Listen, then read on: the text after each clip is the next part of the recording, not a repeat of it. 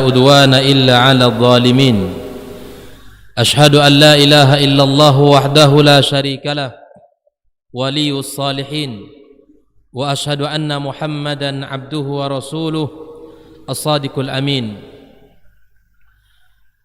يا أيها الذين آمنوا اتقوا الله حق تقاته ولا تموتن إلا وأنتم مسلمون وقال تعالى يا أيها الذين آمنوا اتقوا الله وقولوا قولا سديدا يصلح لكم أعمالكم ويغفر لكم ذنوبكم ومن يطع الله ورسوله فقد فاز فوزا عظيما أما بعد معاشر الحاضرين والحاضرات جماعة صلاة maghrib Masjid Darussalam rahimakumullah. Alhamdulillah, puji dan syukur pada Allah Subhanahu wa taala kita dipertemukan Allah dalam majlis yang mulia ini sebagai wasilah untuk menambah keimanan kita serta menambah bekal kita di dalam menjalani kehidupan dalam rangka menyelamatkan diri dan keluarga kita dari neraka Allah Subhanahu wa taala serta membangun anak-anak dan generasi yang menyejukkan pandangan kita serta melahirkan anak-anak dan keturunan menjadi pemimpin bagi orang-orang yang bertakwa di kemudian hari. Mudah-mudahan majelis kita ini diberkahi Allah Subhanahu wa taala dan duduknya kita bersama di majelis ini menjadikan kita orang-orang yang mendapatkan ampunan Allah Subhanahu wa taala serta mendapatkan ketenangan jiwa dan keutamaan dari doa-doa para malaikat Allah Subhanahu wa taala yang lebih tinggi daripada itu kita dipuji dan dipuja Allah Subhanahu wa taala di depan para makhluknya di arsy sana. Mudah-mudahan Allah senantiasa membimbing kita untuk bisa sabar dan istiqamah, untuk bisa menghabiskan waktu-waktu kita menjalankan hari-hari kita dalam majlis seperti ini, karena sesungguhnya dia merupakan salah satu taman dari taman-taman surga Allah Subhanahu wa taala. Kemudian kita bersalawat kepada Rasulullah sallallahu alaihi wasallam. Allahumma salli wa sallim wa barik ala Muhammad. Mudah-mudahan kita semuanya termasuk orang-orang yang senantiasa istiqamah di atas sunnah-sunnah Rasulullah sallallahu alaihi wasallam. Kaum muslimin, kaum muslimat, bapak-bapak, ibu-ibu yang dimuliakan Allah, insyaallah ini adalah malam yang akan kita mulai kajian kita membaca sebuah kitab Al-Hadiyun Nabawi fi Tarbiyatil Aulad fi Daw'il Kitabi was Sunnah. Kita akan membaca sebuah buku yang artinya petunjuk Nabi sallallahu alaihi wasallam di dalam mendidik anak. Pada malam ini kita akan membahas dari pembahasan pertama, yaitu tentang ahammiyatu tarbiyatil aulad fil Islam, yaitu pentingnya pendidikan anak di dalam Islam. Seperti apa sesungguhnya ya kedudukan dan tugas yang Allah berikan kepada kita di dalam mengawal pendidikan anak-anak kita. Maka kita lihat bahwa pentingnya pendidikan anak dalam Islam yang pertama adalah bagian daripada perhatian para nabi dan rasul ya di dalam mendidik anak dan keluarga mereka. Jadi mereka para nabi dan rasul sangat memperhatikan, bersungguh-sungguh di dalam mendidik anak dan keluarga mereka. Di antara contoh yang disebutkan dalam kitab ini adalah yang pertama adalah kisah Nabi Nuh alaihi salam di dalam mendidik anak-anaknya. Nabi Nuh adalah salah seorang sosok ayah yang mengajak kepada kebaikan. Sosok ayah yang tidak pernah berhenti, bahkan pada detik-detik terakhir di saat Allah Subhanahu wa taala telah menurunkan azab di depan matanya terhadap kaumnya yang tidak beriman, dan di antaranya masuk di dalam kaum tersebut adalah anak beliau sendiri di saat-saat genting seperti itu, di saat-saat sulit seperti itu, dia tetap mengajak anaknya untuk kembali kepada keimanan, mengajak anaknya untuk bertaubat kepada Allah Subhanahu wa taala. Ini inspirasi bagi kita bahwa Nuh adalah sosok ayah yang senantiasa mengajak kepada kebaikan dan tidak pernah berhenti di dalam menyerukan kebaikan kepada anak. Kita lihat kisah Nabi Nuh alaihi salam di dalam firman Allah Subhanahu wa taala dalam surat Hud ayat 42 sampai 43. Allah Subhanahu wa taala mengisahkan kisah Nuh bersama anaknya dalam surat berapa? Hud ayat 42 sampai 43. Silakan dibuka Al-Quran ya. Kalau tidak ada silakan ditulis. Allah Subhanahu wa taala menyebutkan ungkapan Nabi Nuh alaihi salam yang mana menunjukkan perhatian dia terhadap anaknya. Ini adalah bentuk perhatian Nabi Nuh alaihi salam kepada anaknya yang dia kasihi dan dia cintai, dengan mengatakan ya bunayya. Ya bunayya, ini adalah ungkapan kasih sayang, ungkapan cinta dari seorang ayah kepada anak. Kisah Nabi Nuh ini bersama anaknya sejatinya bahwa seburuk apapun kondisi dan keadaan anak kita, jangan dilabeli dengan sebuah ungkapan yang jelek. Kalaupun kita menghadapi misalnya anak-anak kita tidak sesuai dengan harapan, tidak sesuai dengan keinginan kita, dalam kondisi yang tidak baik itu, jangan pernah kita mengucapkan kata-kata tidak baik kepada anak kita. Ini adalah pelajaran dari Nabi Nuh alaihi salam.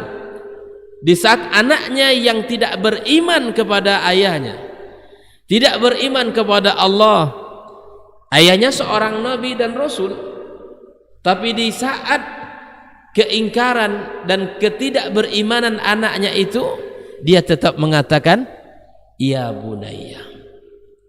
Jadi jangan dilabeli anak kita, kamu itu orang jahat, kamu itu orang pemalas, kamu itu anak yang suka tidur dan seterusnya. Jangan dilabeli dengan kata-kata yang tidak baik, tapi katakanlah kepada anak kita yaitu kata-kata sayang ya bunayya. Inilah pelajaran mahal dari kisah Nabi Nuh alaihi salam. Ya bunayya arkam ma'ana wa la takum ma'al kafirin. Wahai anakku, kesini nak bersama kami, karena Allah Subhanahu wa taala telah mengatakan kepada Nuh alaihi salam kepada Nuh alaihi salam untuk membawa pasangan dari setiap makhluk yang ada, termasuklah orang-orang yang beriman, sebagaimana Allah Subhanahu wa taala katakan kepada Nuh alaihi salam ihmil fiha min kulli zawjain itsnaini wa ahlak.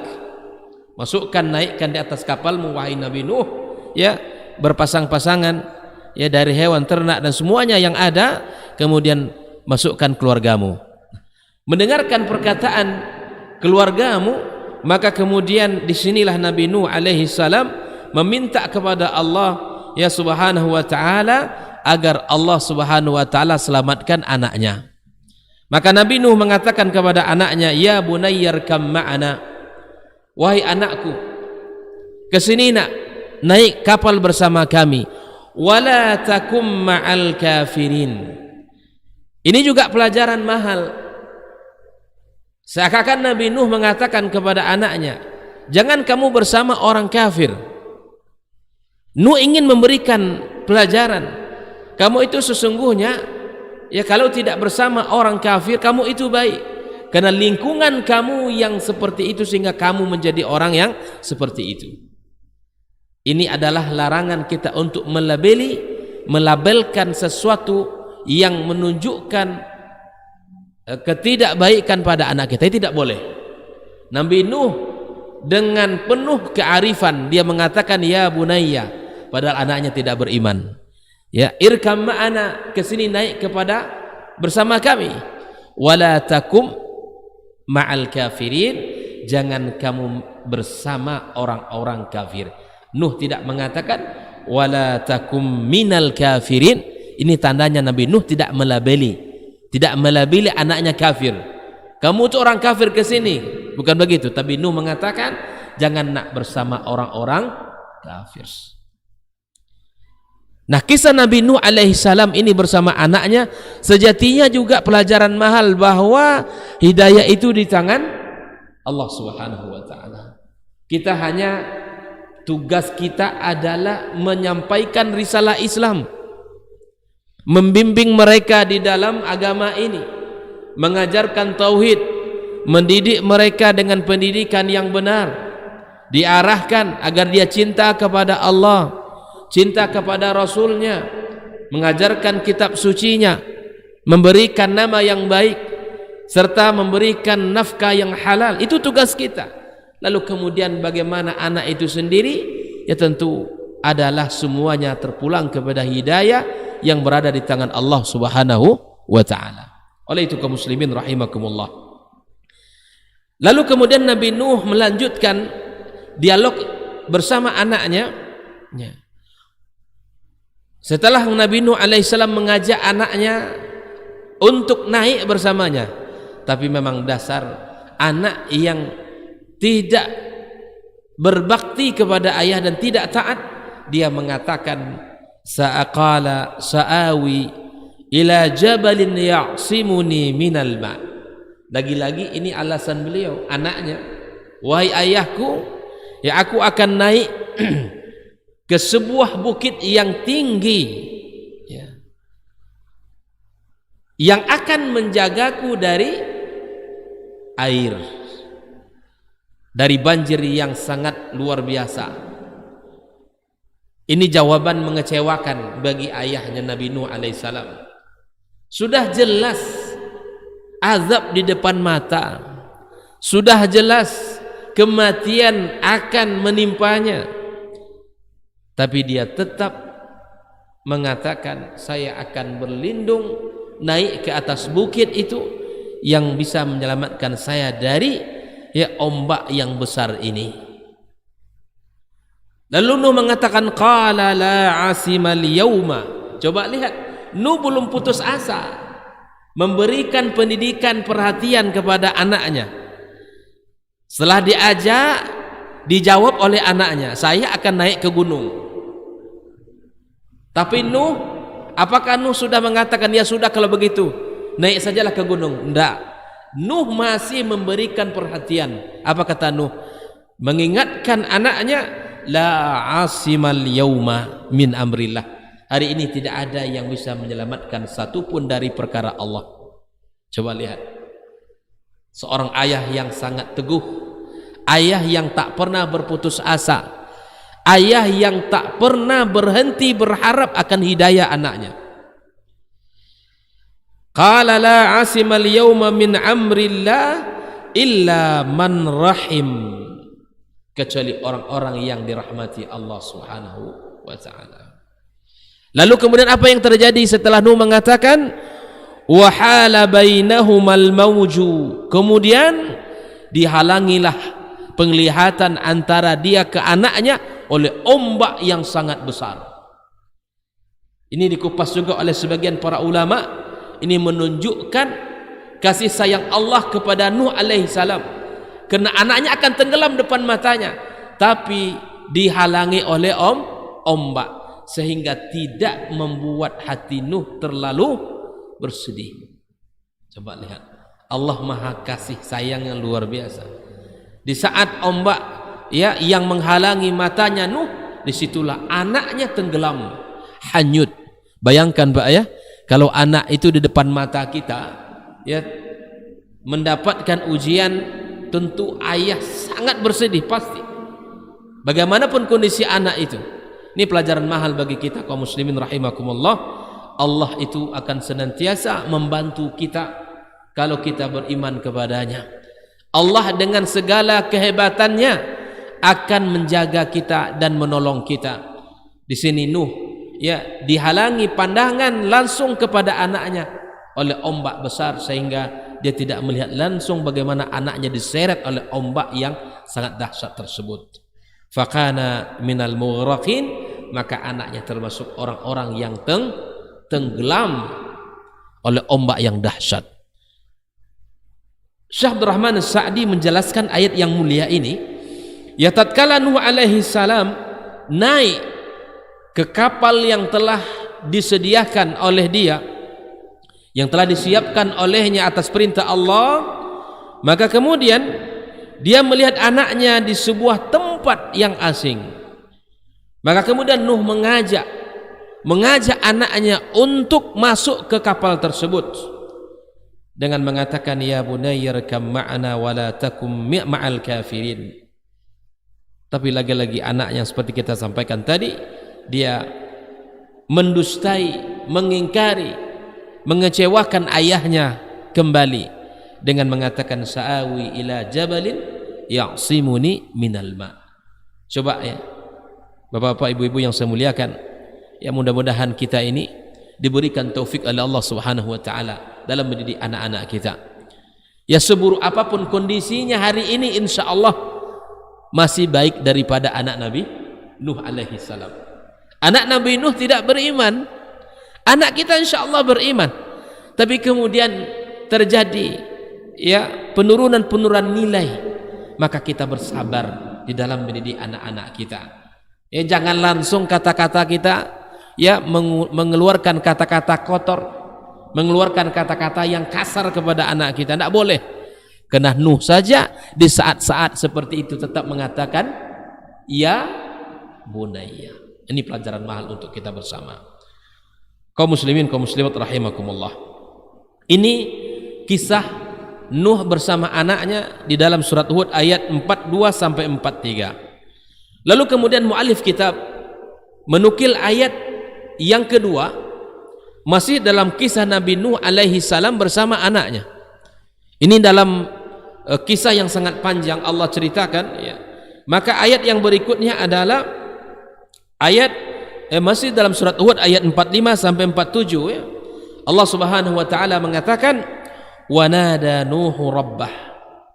Di saat genting, di saat hatinya bersedih melihat anaknya, maka kemudian Nuh alaihi salam bermohon kepada Allah Subhanahu wa taala. Lagi-lagi ini pelajaran mahal untuk kita. Ketika kondisi anak kita tidak sesuai yang kita harapkan, kemanakah kita harus kembali? Kepada Allah. Mintalah kepada Allah pertolongan. Wa nada Nuhu rabbah. Kemudian Nuh sallallahu alaihi wasallam, ya Nuh alaihi salam bermohon dan berdoa kepada Rabbnya. Faqala, dia mengatakan, Rabbi inna bani min ahli. Wahai Rabbku, sesungguhnya anakku itu adalah bagian dari keluargaku. Coba, dia sudah, Nuh alaihissalam sudah menceritakan ini, bahwa anakku adalah bagian dari keluargaku. Wah, tidak ada orang Pak yang paling dikasih kecuali keluarga. Anak terutama adalah orang yang paling kita cintai. Dia mengadu kepada Allah seperti itu. Wahai Rabbku, sesungguhnya anakku ini adalah dari keluargaku. Allah tahu tidak kalau itu anaknya? Tahu. Tapi Nuh alaihi salam ingin menguatkan doanya dengan mengatakan inna bani. Inna itu adalah takkid. Sesungguhnya anakku min ahli, dari keluargaku. Lalu kemudian Nuh mengatakan wa inna wa'dakal haqq. Dan sungguh janjimu adalah benar.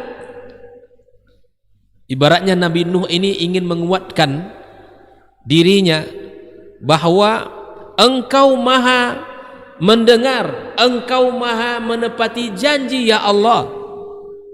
Bukankah ini sebuah keyakinan yang harus ada pada setiap diri ayah, pada setiap diri orang tua bahwa Allah Subhanahu wa taala tidak pernah memungkiri janjinya. Ditambah lagi oleh Nuh, wa anta ahkamul hakimin. Subhanallah.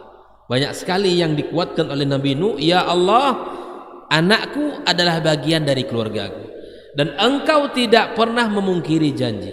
Janjimu adalah engkau tepati dan engkau adalah ahkamul hakimin, yang paling bijak.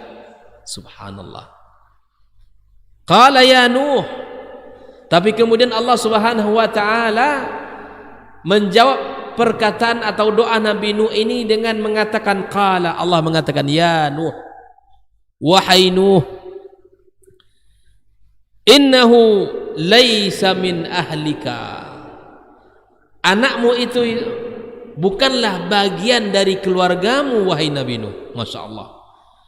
Allah menjawab doa Nabi Nuh dengan mengatakan, dia bukan dari keluargamu yang berhak aku tolong. Nah, coba. Kan Allah katakan tadi, naikkan ke atas kapalmu ya berpasang-pasangan dan keluargamu. Ini kan perintah Allah ini. Ditagih oleh Nuh kepada Allah dengan mengatakan, inna bani min ahli, wahai Rabbku, anakku adalah dari keluargaku. Kan Allah suruh tadi menaikkan keluarganya ke dalam kapal. Allah katakan, wahai Nuh, anakmu itu bukan dari keluargamu yang berhak aku tolong. Kenapa? Nah, ada alasan Allah Subhanahu wa taala. Kepada Nabi Nuh alaihi salam, innahu amalun ghairu salih, karena sungguhnya amalnya tidak baik. Maksudnya apa? Amalun ghairu salih, hadha ad-du'a alladhi da'awta bihi linajati kafir la yu'min billah wala birasulih. Ini doa ya yang kamu panjatkan, yang kamu minta itu untuk menyelamatkan seorang yang kafir. Nah, ini amal kafir dia ini. Kamu minta agar diselamatkan dia, sementara dia adalah orang kafir, tidak beriman kepada Allah dan kepada Rasulnya. Maka kemudian Allah tegur Nabi Nuh alaihi salam, fala tas'alni ma laisa laka bihi ilmun. Oleh itu Nuh, jangan engkau minta kepadaku sesuatu yang kamu tidak tahu ilmunya. Nah, ini. Jadi Nabi saja ditegur, Pak, apalagi kita. Nabi Nuh ditegur oleh Allah ketika dia minta agar anaknya diselamatkan. Kata Allah, jangan engkau minta kepadaku sesuatu yang kamu tidak tahu ilmunya. Tapi beginilah Allah Subhanahu wa taala, qala inni a'idzuka an takuna minal jahilin. Aku peringatkan kamu wahai Nuh, jangan kamu termasuk orang-orang yang termasuk golongan orang yang jahil. Ini teguran nih. Allah mengatakan kepada Rasulnya, jangan kamu minta sesuatu yang kamu tidak tahu ilmunya, dan aku ingatkan kamu Nuh agar kamu tidak termasuk orang-orang yang tidak berilmu. Tapi inilah sikap seorang Rasul yang mulia. Qala Rabbi, langsung dia bertaubat kepada Allah Subhanahu wa taala. Rabbi inni a'udzu bika, aku berlindung kepadamu ya Allah, an as'alaka ma laisa li bihi ilmun, aku berlindung kepada engkau yang meminta sesuatu yang aku tidak tahu ilmunya. Ini sikap yang bijak juga dari seorang Nabi yang mulia, yang patut kita contoh, bahwa ketika kita salah, ketika kita khilaf, ketika kita banyak melakukan pelanggaran-pelanggaran, segera kita kembali kepada Allah Subhanahu wa taala. Segera kita akui kesalahan-kesalahan kita. Segera kita akui kekurangan-kekurangan kita. Wa illa taghfirli wa tarhamni akum minal khasirin. Jika engkau tidak ampunkan aku wahai Rabbku, dan jika engkau tidak rahmati aku, maka sungguh aku masuk kepada golongan orang-orang yang merugi. Bahwa rahmat Allah dan ampunan sangatlah kita butuhkan di dalam kehidupan kita, sangat kita perlukan di dalam kehidupan kita. Maka Rasulullah sallallahu alaihi wasallam ya telah mencontohkan kepada kita sebagai qudwah kita, sebagai manusia yang dipilih Allah agar kita mencontoh sikap taubat yang dilakukan Rasulullah dan istighfar yang diucapkan oleh Nabi kita sallallahu alaihi wasallam. Maka bapak-bapak, ibu-ibu yang dirahmati Allah Subhanahu wa taala, dengan ampunan dan rahmat Allah kita akan selamat dari orang-orang yang merugi. Maka kejarlah ampunan Allah, kejarlah rahmat Allah agar kita termasuk orang-orang yang beruntung, jauh dari orang-orang yang merugi. Oleh itu kaum muslimin, Nuh alaihi salam ya menunjukkan dalam kisah dia ini tidak memiliki ilmu tentang hal tadi. Karenanya dia minta maaf kepada Allah Subhanahu wa taala, minta ampun kepada Allah Subhanahu wa taala. Maka ini perlu kita pengakuannya. Sesuatu yang tidak kita ketahui kemudian diingatkan kita oleh orang. Akhi, antum itu salah dalam bab ini. Yang sebenarnya begini. Maka kita jangan merasa ya kalau sudah salah, tidak tahu ilmunya, jangan sok-sok memiliki ilmu. Jangan merasa kita sudah benar. Oh enggak, ini yang benar. Begini dulu. Nah, begini. Ini penting untuk kita ambil ibrah dari kisah Nabi Nuh alaihi salam ini. Agar kita ya yang kita lakukan ini adalah sesuatu yang benar. Karena percuma amalan itu dilakukan, ya pekerjaan itu dikerjakan kalau tidak sesuai dengan syariat. Maka sikap yang bijak bagi seorang mukmin ketika diingatkan dari kesalahan, segera kita bertaubat, perbaiki diri, minta ampun kepada Allah Subhanahu wa taala, seperti sikap yang mulia yang ditunjukkan oleh Nabi Nuh alaihi salam. Ketika diingatkan Allah, segera dia minta ampun kepadanya dan segera dia memohon rahmatnya agar terhindar dari orang-orang yang merugi di sisi Allah Subhanahu wa taala. Inilah kisah pertama yang disebutkan oleh muallif kitab ini tentang perhatian para nabi dan rasul di dalam mendidik anak dan keluarga mereka. Kisah pertama adalah kisah Nabi Nuh alaihissalam. Kisah di saat-saat genting dia tetap bersungguh-sungguh mengajak anaknya agar selamat. Tidak pernah dia berputus asa, tidak pernah dia berhenti, dan tidak pernah dia lemah. Di saat-saat sangat sulit seperti itu, dia tetap mengajak kepada kebaikan, mengajak untuk selamat, mengajak kembali kepada iman kepada Allah Subhanahu wa taala. Ma'asyiral hadirin wal hadirat, kaum muslimin, kaum muslimat rahimakumullah. Ini kisah pertama.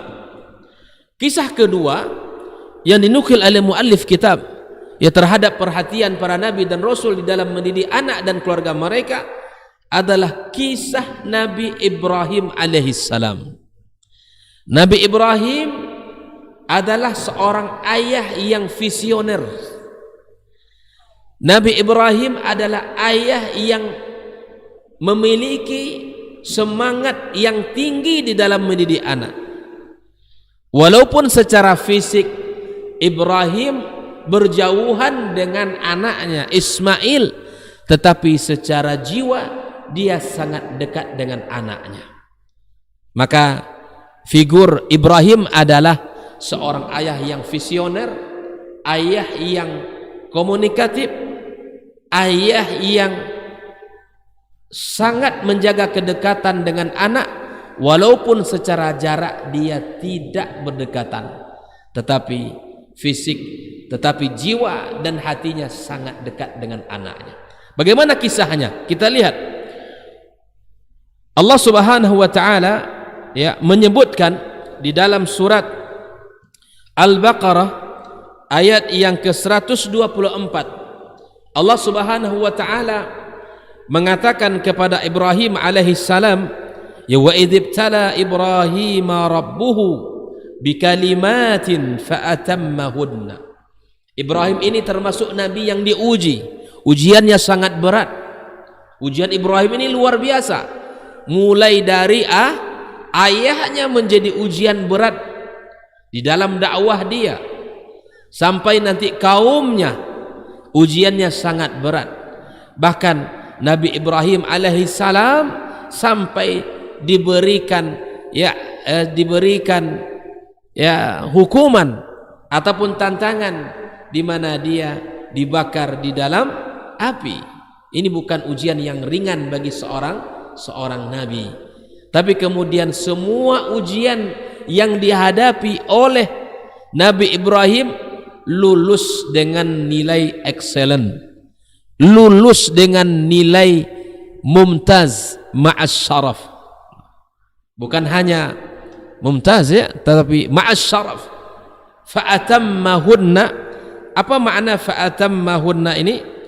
Bahwa Nabi Ibrahim diuji dan lulus ujian yang dilewati olehnya. Maka setelah ujian selesai, tentu diberikan penghargaan oleh Allah Subhanahu wa taala. Wa Ibrahim, kamu telah melewati ujian dengan baik. Maka Allah memberikan tawaran hebat kepada Nabi Ibrahim alaihissalam. Qala inni ja'iluka linnasi imama. Wa Ibrahim, aku jadikan kamu pemimpin bagi manusia.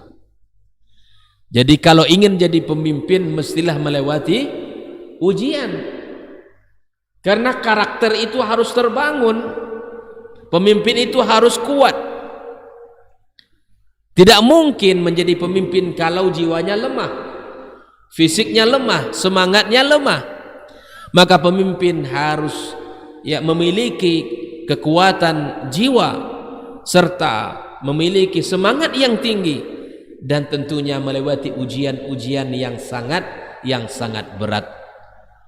Maka Allah katakan, aku jadikan kamu wahai Ibrahim pemimpin bagi manusia.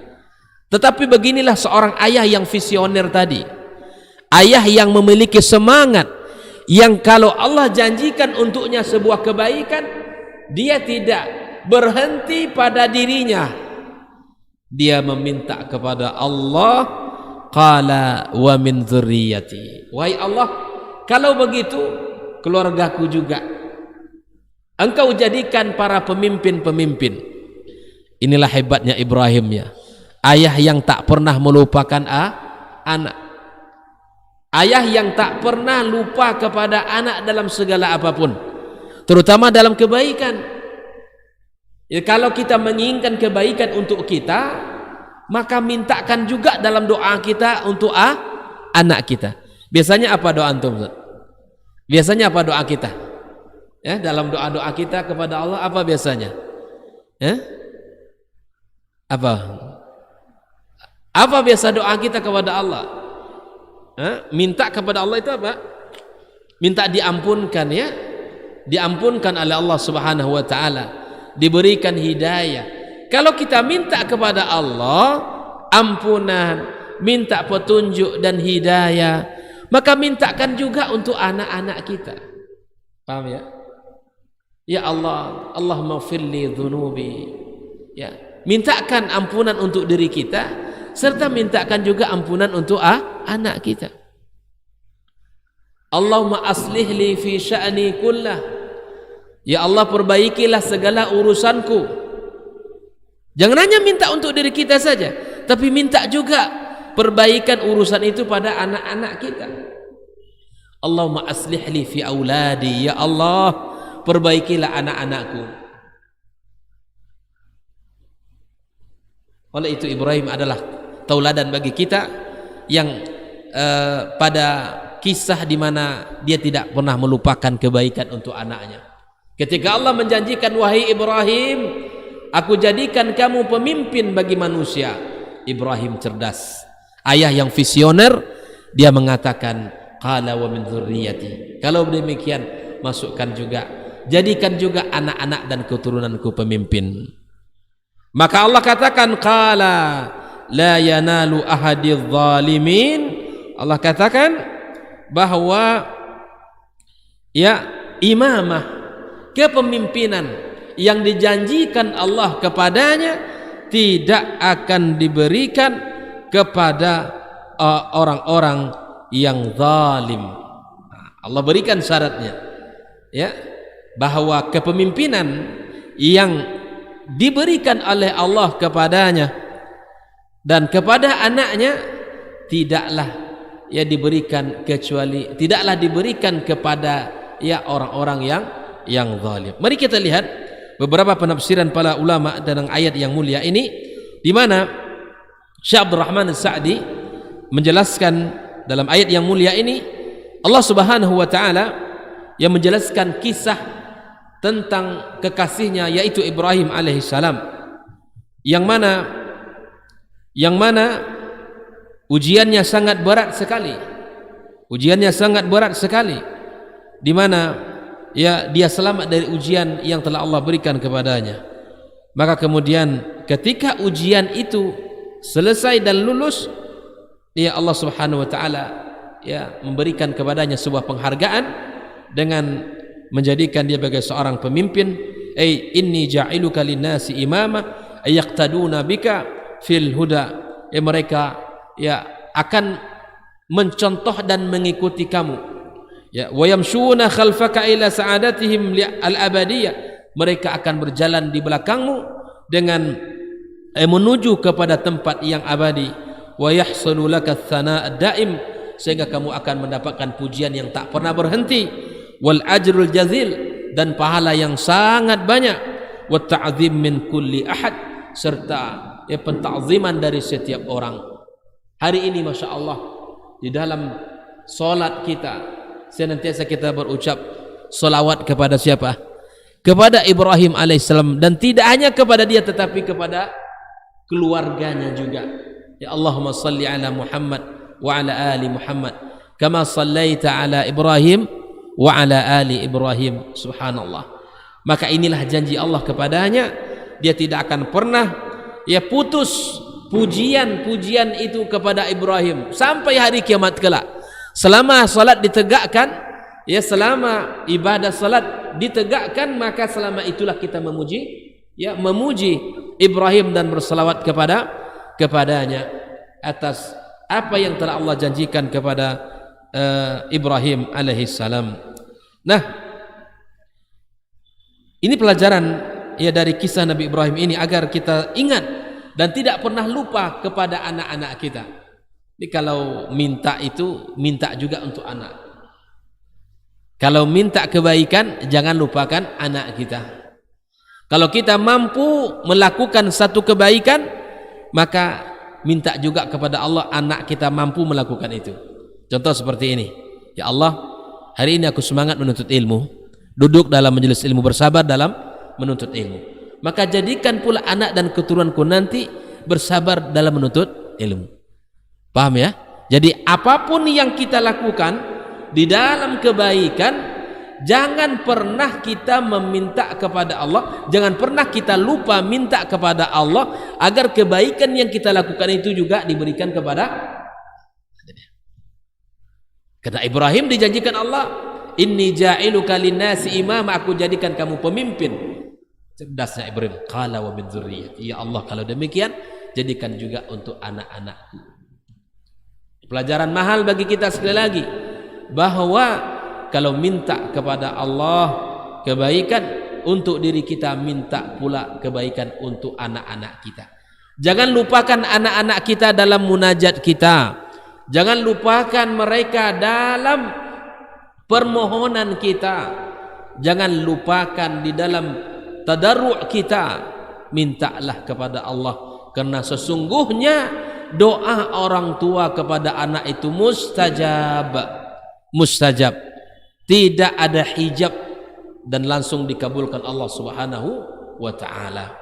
Kaum muslimin, kaum muslimat rahimakumullah, inilah kisah yang kedua ya dari perhatian para nabi dan rasul di dalam mendidik anak dan keluarga mereka.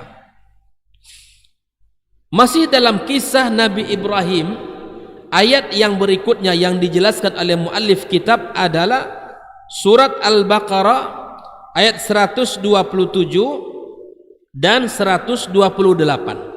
Ini masih kisah Ibrahim alaihissalam, yaitu firman Allah tabaraka wa taala, wa idh yarfa'u Ibrahimul qawa'ida minal baiti wa Ismailu Rabbana taqabbal minna innaka antas sami'ul alim. Tatkala Ibrahim alaihi salam mengokohkan di dalam tugasnya dan anaknya sekaligus. Ini pelajaran mahal juga. Kan di antara perintah Allah kepada Ibrahim, wadhkur Ibrahim wa Ismail fi halati raf'ihim al-qawa'id minal baitil asas. Di saat Allah Subhanahu wa taala diperintahkan untuk membangun Ka'bah, maka setelah membangun Ka'bah itu Nabi Ibrahim mengatakan, Rabbana taqabbal minna innaka antas sami'ul alim. Dari ayat yang mulia ini ada beberapa pelajaran. Pertama, sertakan anak kita di dalam kebaikan. Sebagaimana Ibrahim alaihissalam menyertakan anaknya Ismail di dalam membangun Ka'bah. Proyek-proyek kebaikan, amal-amal kebaikan yang kita lakukan, sertakan anak kita bersama kita. Ajak anak-anak kita. Contoh, di dalam menyalurkan infak misalnya untuk saudara-saudara kita yang membutuhkan, disebabkan gempa bumi, disebabkan banjir bandang dan selain sebagainya, kita salurkan infak kita. Ayo nak, kita ajak anak kita, yuk nak, ikut abi, ikut umi, kita salurkan bantuan rezeki yang Allah titipkan kepada kita untuk saudara-saudara kita. Apa pelajarannya? Sertakan anak kita di dalam kebaikan. Kalau kita sertakan anak kita, ajak dia di dalam kebaikan itu, dengan mudah anak itu akan mencontoh kebaikan itu, karena dia telah melihat kebaikan itu dilakukan oleh orang tuanya. Di dalam sholat berjamaah misalnya, anak kita yang sudah usianya tamyiz atau apalagi baligh, maka kita ajak anak kita untuk sholat bersama kita, agar tumbuh pula kecintaan kepada anak kita. Dengan melihat ayahnya melakukan, maka dia mudah mencontoh kebaikan itu dari ayahnya. Misalnya di dalam memberikan perhatian kepada anak-anak yatim misalnya, maka orang tua sebagai pemimpin dalam rumah tangga, dia mengajak anaknya. Misalnya kita berikan bantuan makanan, kita beli nasi bungkus,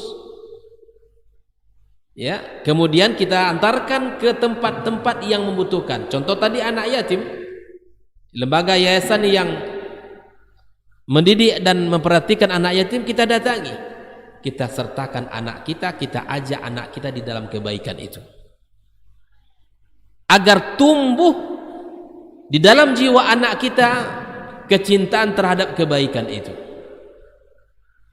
Maka Ismail alaihissalam diajak oleh ayahnya Ibrahim untuk membangun Ka'bah. Nah, setelah pekerjaan mereka selesai, maka mereka minta kepada Allah, Rabbana taqabbal minna innaka antas sami'ul alim. Wahai Rabb kami, terimalah amal kami ini, sesungguhnya Engkau maha mendengar dan maha tahu.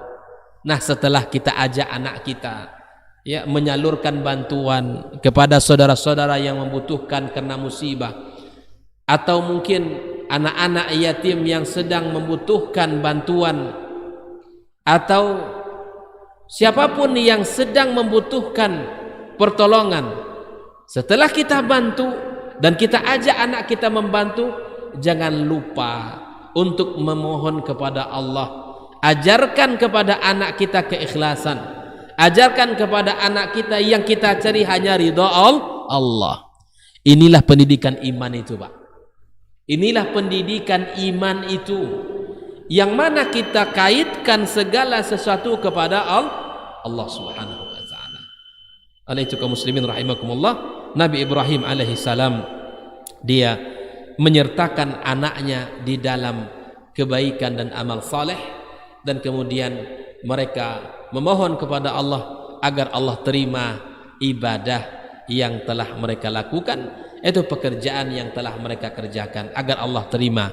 Ini juga pantas untuk kita contoh dan tiru kebaikan yang telah dicontohkan oleh Nabi Ibrahim alaihi salam bersama anaknya. Kita dengarkan azan insyaallah.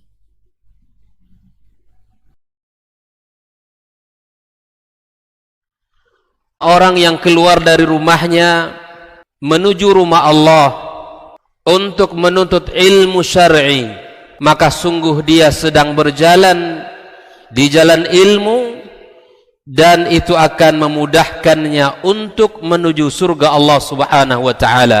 Man salaka tariqan yatlubu fihi ilman salaqallahu bihi tariqan min turuqil jannah.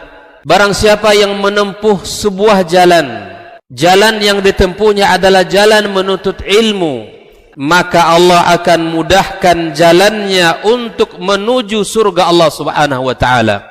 Orang yang berangkat ke masjid untuk menuntut ilmu syar'i dianggap sebagai jihad fi sabilillah. Nabi alaihi salatu wassalam bersabda, "Man dakhala masjidana hadza," barang siapa yang memasuki masjid kami ini, yakni Masjid Nabawi, liyata'allama khairan, untuk belajar atau mempelajari kebaikan, au yu'allimuhu, atau dia mengajarkan kebaikan, kal mujahidi fi sabilillah, adalah seperti orang yang berjihad di jalan Allah. Mudah-mudahan kehadiran kita di rumah Allah yang mulia ini, tujuan kita hanya satu, untuk mencari ridha Allah tabaraka wa taala. Mudah-mudahan ilmu yang kita pelajari, ilmu yang memberikan keberkahan, yang menerangkan jalan kita dan senantiasa menjaga kita di jalan Allah Subhanahu wa taala.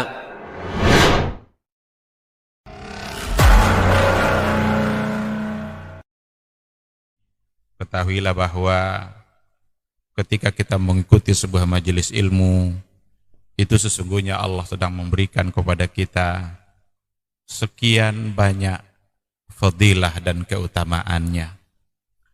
Karena sungguh sangat mulia orang-orang yang berada di majelis ilmu. Orang-orang yang berada di majelis ilmu adalah orang-orang yang akan dimudahkan baginya jalan menuju surga Allah. Dalam hadis dikatakan oleh Rasulullah sallallahu alaihi wasallam, "Man salaka tariqan yaltamisu fihi ilman, sahalallahu lahu tariqan ilal jannah." Barang siapa yang menempuh satu jalan di mana tujuannya adalah untuk mendapatkan ilmu, maka Allah akan mudahkan baginya jalan menuju surga. Surga itu perlu iman, dan mendapatkan surga itu perlu ilmu. Maka di majelis ilmulah kita bisa menumbuhkan iman kita, dan di majelis ilmulah kita bisa mendapatkan ilmu pengetahuan. Maka sering-seringlah menghadiri majelis yang bisa menambah iman kita dan juga bisa menambah ilmu, agar surga Allah itu benar-benar semakin dekat dengan kita bersama.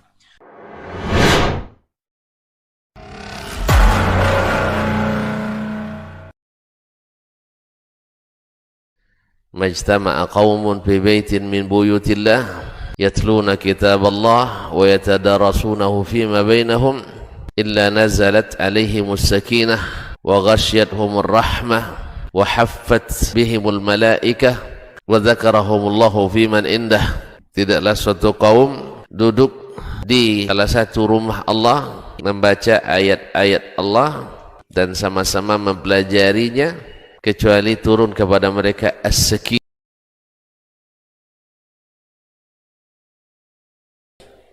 Pada pembahasan yang kedua ini masih dalam kisah Nabi Ibrahim alaihissalam, bahwa setelah Nabi Ibrahim membangun Ka'bah dengan anaknya Ismail alaihissalam, lalu kemudian dia berdoa kepada Allah, Rabbana taqabbal minna innaka antas sami'ul alim. Ini ayat yang mulia ini memberikan pelajaran mahal kepada kita, yaitu menyertakan anak kita di dalam amal kebaikan. Karena ini adalah pelajaran, bentuk pelajaran yang sangat efektif di dalam menumbuhkan kecintaan beramal pada anak kita.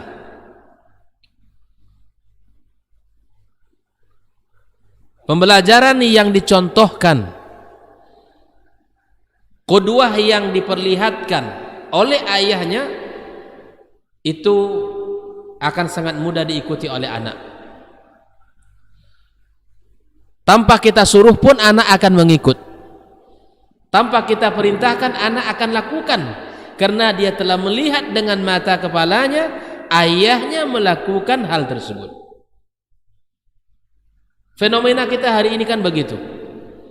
Anak tidak mau sholat, anak susah disuruh mengaji, anak susah disuruh belajar, anak tidak mau untuk berkata-kata yang baik dan seterusnya, karena barangkali ada sesuatu yang dilihat dari ayahnya, dari orang tuanya.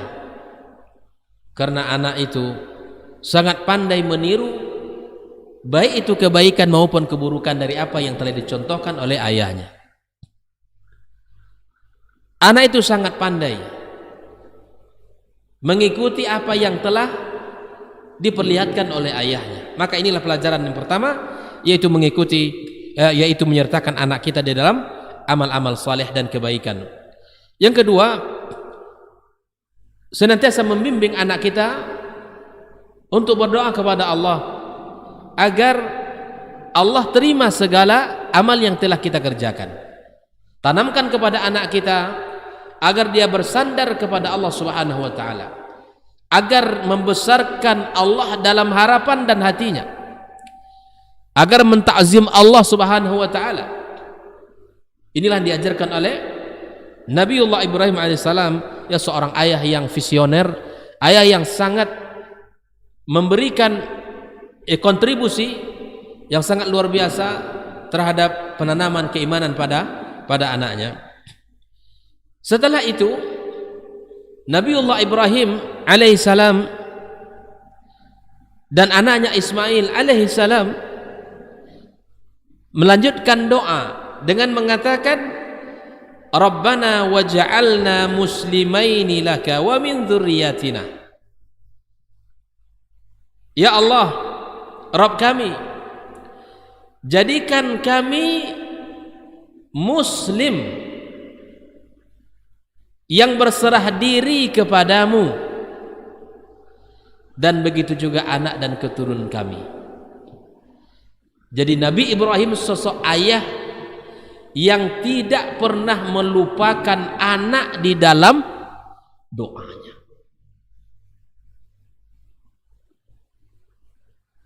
Inilah luar biasanya pelajaran mahal dari Ibrahim alaihissalam. Rabbana waj'alna muslimaini laka, ya Allah, jadikan kami orang-orang yang berserah diri kepadamu. Bayangkan doa yang luar biasa, meminta kepada Allah Subhanahu wa taala agar dijadikan dirinya seorang yang beriman, yang berserah diri kepadanya. Wa min dzurriyyatina, begitu juga anak dan keturunan kami. Bayangkan. Kemudian wa min dzurriyyatina ummatan muslimatan lak. Ini kan luar biasa ini. Begitu juga anak dan keturunan kami umat yang berserah diri kepadamu. umat yang berserah diri, yang tunduk dan patuh kepadamu. Kemudian Nabi Ibrahim juga mengatakan dalam doanya, wa arina manasikana, ya Allah, ajarkan kami cara beribadah.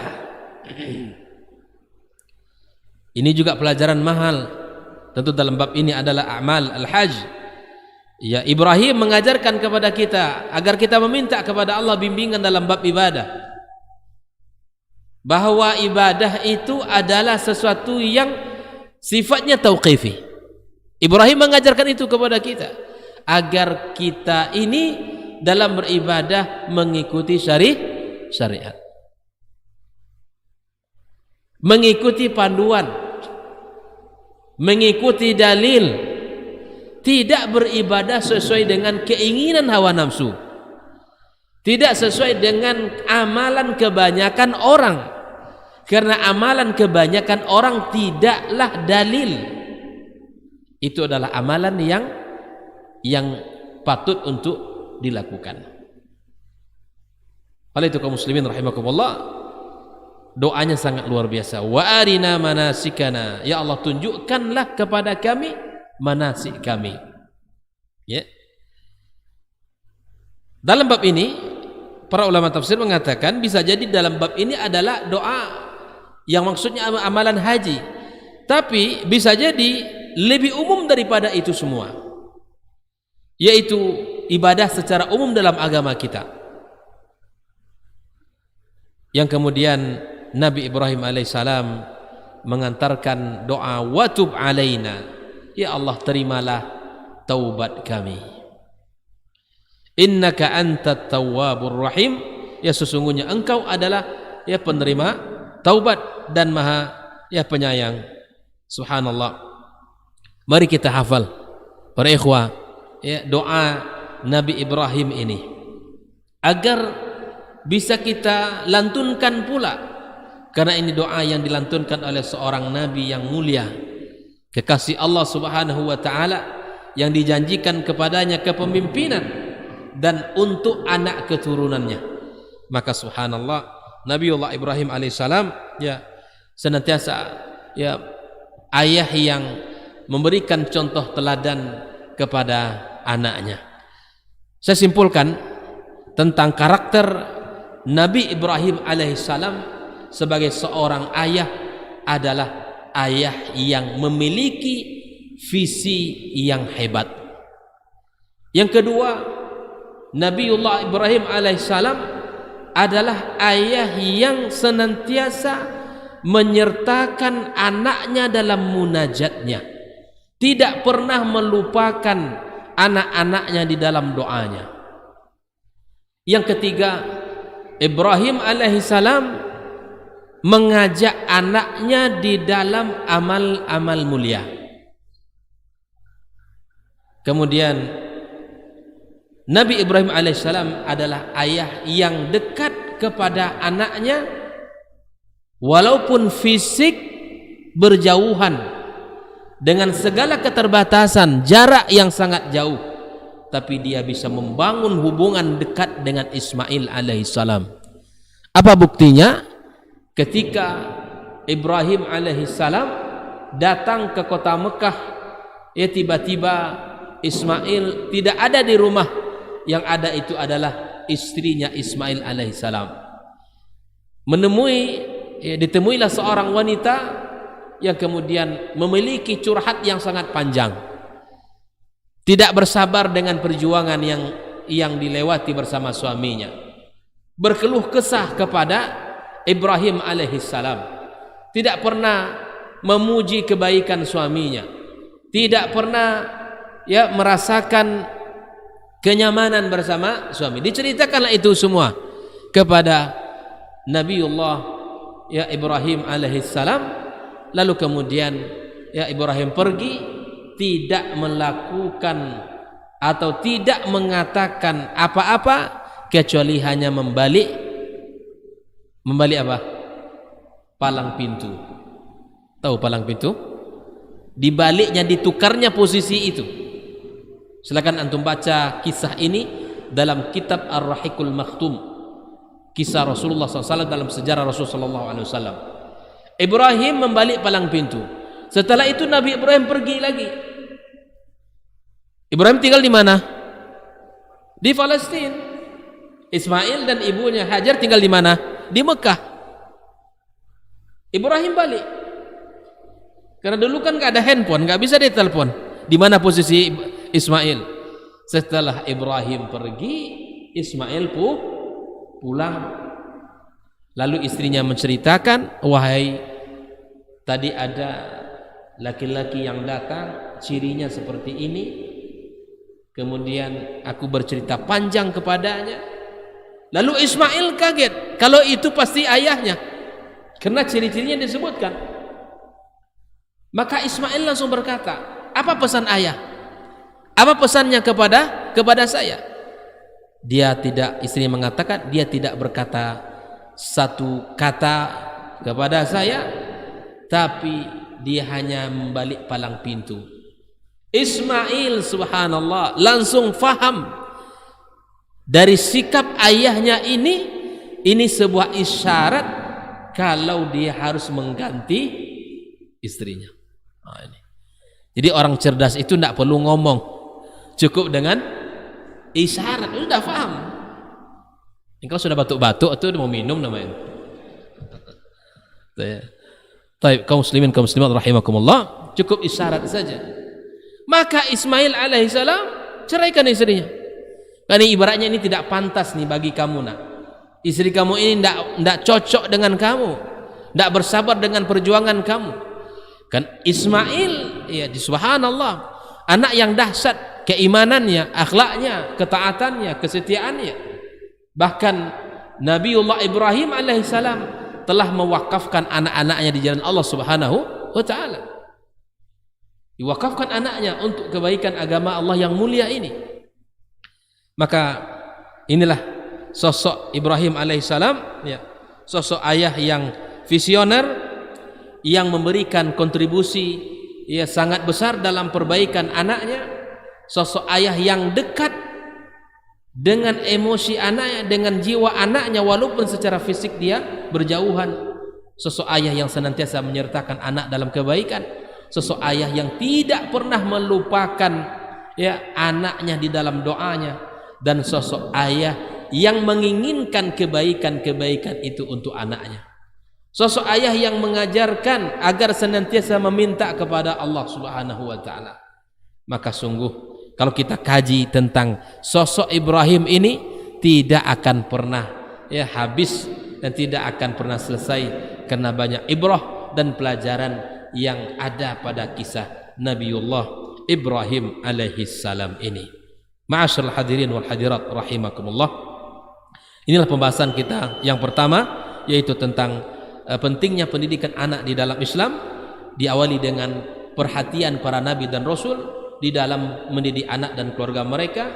Sudah kita selesaikan dua kisah, yaitu kisah Nabi Nuh alaihissalam di dalam kisah bersama anaknya, dan kemudian kisah yang kedua adalah kisah Nabi Ibrahim alaihissalam bersama anaknya Ismail alaihissalam. Insyaallah akan kita lanjutkan pembahasan kita pada kitab ini pada pertemuan berikutnya. Semoga Allah Subhanahu wa taala berkahi ilmu yang kita pelajari, dan semoga Allah Subhanahu wa taala jadikan kita orang-orang yang senantiasa mendapatkan kebaikan dan pahala yang besar di sisi Allah Subhanahu wa taala dari apa yang kita lakukan. Subhanakallahumma bihamdika asyhadu an la ilaha illa anta astaghfiruka wa atubu ilaik. Wassalamu alaikum warahmatullahi wabarakatuh.